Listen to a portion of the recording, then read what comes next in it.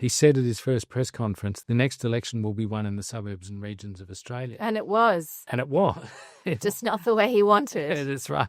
That's right. So, Marija, we've just seen an extraordinary election. I think Labor was expected to win, either in minority or perhaps eke into holding on to its majority, but we've seen something quite different, an absolutely amazing result.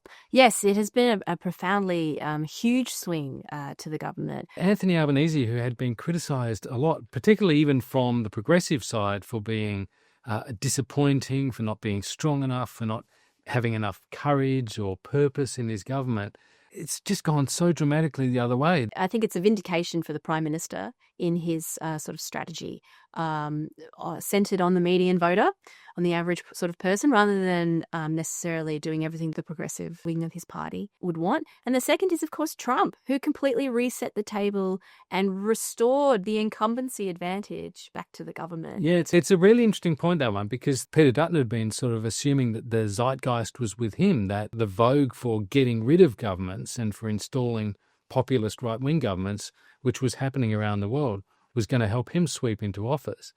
But the reality of Trump, that all changed it, didn't it? I think it was an absolute misreading of the place of material politics in that US election. And the other is simply that the opposition seems to have not done its homework.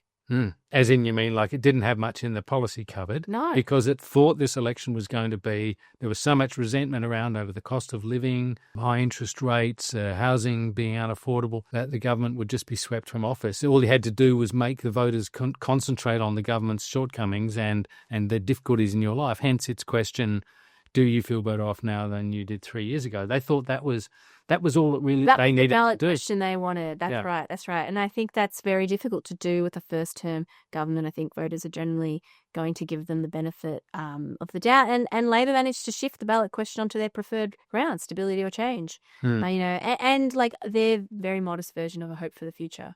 Labor's was a sort of a nationalist policy as well, in a strange kind of way. Medicare's a national icon. Yeah, we could be proud of. That's right. So this, and you saw him say this when he kept getting the Medicare card out. He described the colours of it being not red or blue, as in the colours of the political parties, but green and gold, the national colours. And that was a message that I think Labor very successfully cemented, not just in the election campaign, but through the term, and particularly by getting out that $8.5 billion Medicare boost a month before the campaign even started.